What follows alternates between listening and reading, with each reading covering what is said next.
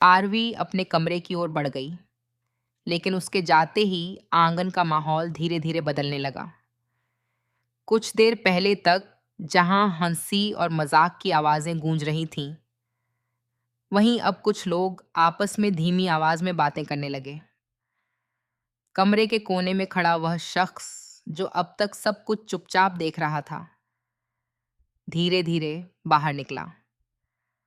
उसकी निगाहें बार बार उसी दिशा में जा रही थीं जहां आरवी अभी अभी गई थी।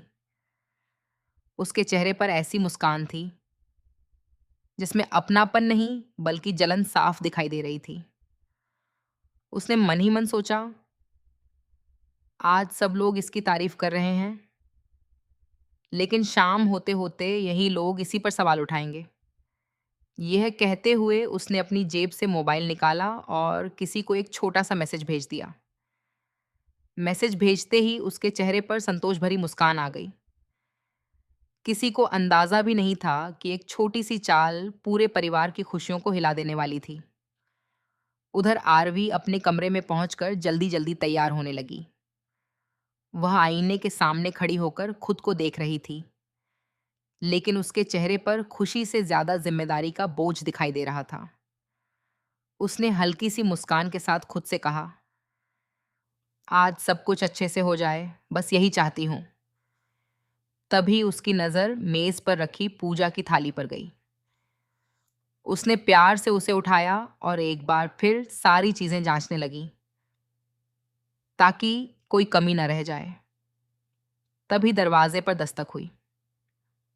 विहान दौड़ता हुआ अंदर आया और बोला, भाभी, जल्दी चलो, मेहमान आने शुरू हो गए हैं, सब आपका इंतजार कर रहे हैं। आरवी ने मुस्कुराकर उसके सिर पर हाथ फेरा और बोली, बस 2 मिनट, मैं अभी आती हूं।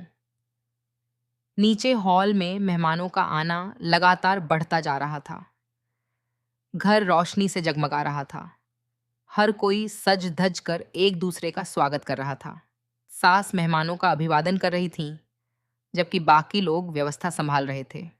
तभी एक बुजुर्ग महिला ने मुस्कुराकर कहा, बहू कहाँ है? सुना है इस घर की सारी जिम्मेदारी वही संभालती है। सास ने हल्की मुस्कान के साथ जवाब दिया, बस आती ही होगी। लेकिन उनके चेहरे पर एक अजीब सी बेचैनी भी दिखाई दे रही थी, जिसे शायद कोई और नहीं समझ पा रहा था। कुछ ही क्षण बाद आरवी सीढ़ियों से नीचे उतरी। पारंपरिक कपड़ों में वह बेहद सादगी और गरिमा के साथ सभी के सामने आई। पूरे हॉल की नज़र कुछ पल के लिए उसी पर टिक गई। कई मेहमान उसकी तारीफ करने लगे। किसी ने कहा, बहू बहुत संस्कारी लगती है। तो किसी ने कहा, इतनी सुंदर सजावट और इतनी प्यारी रंगोली, सच में बहुत मेहनत की है।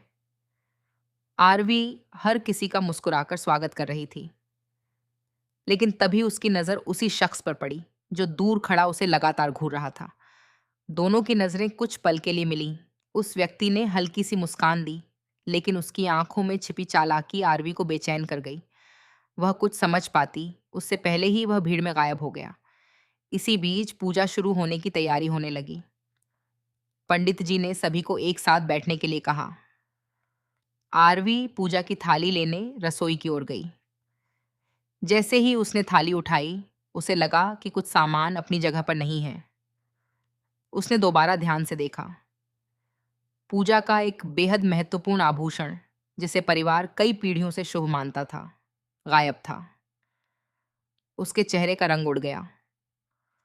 उसने पूरे कमरे में नजर दौड़ाई, लेकिन वह चीज कहीं दिखाई नहीं दी। उसने जल्दी जल्दी अलमारी, मेज और दराज देखी, पर कुछ भी हाथ नहीं लगा। उसी समय बाहर से आवाज आई, आरवी, जल्दी आइए, पूजा शुरू होने वाली है। उसने घबराकर जवाब दिया, जी, अभी आई।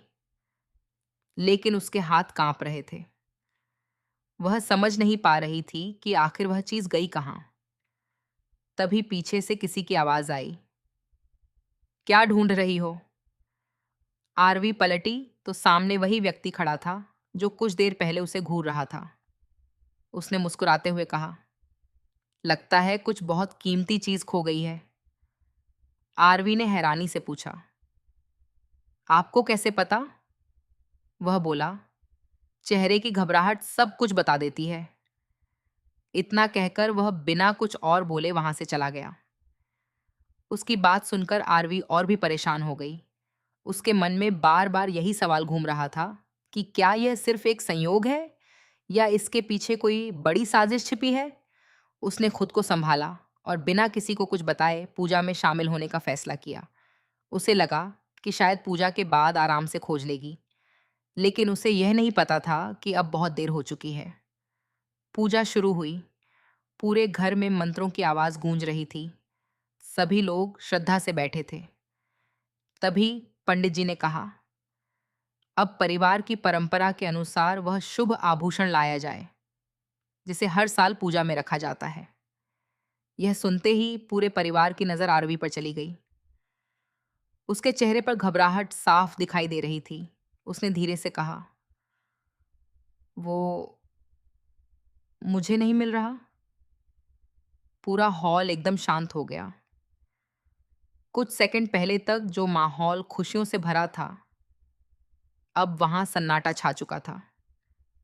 सास ने हैरानी से पूछा, क्या मतलब नहीं मिल रहा? वह तो हमेशा पूजा की थाली में रहता है। आरवी ने कांपती आवाज में कहा, मैंने हर जगह ढूंढ लिया, लेकिन वह वहां नहीं है। तभी भीड़ के पीछे से वही रहस्यमयी आवाज आई, अगर इतनी जिम्मेदारी संभाल नहीं सकती थी तो पहले ही बता देना चाहिए था। यह सुनते ही सभी लोग पीछे मुड़े, लेकिन बोलने वाला व्यक्ति भीड़ में फिर से गायब हो चुका था। आरवी की धड़कनें तेज हो गईं। उसे पहली बार एहसास हुआ कि यह कोई साधारण गुमशुदगी नहीं, बल्कि एक सोची समझी साजिश है। लेकिन सबसे बड़ा सवाल अब भी वही था, आखिर वह शुभ आभूषण किसने गायब किया और क्यों?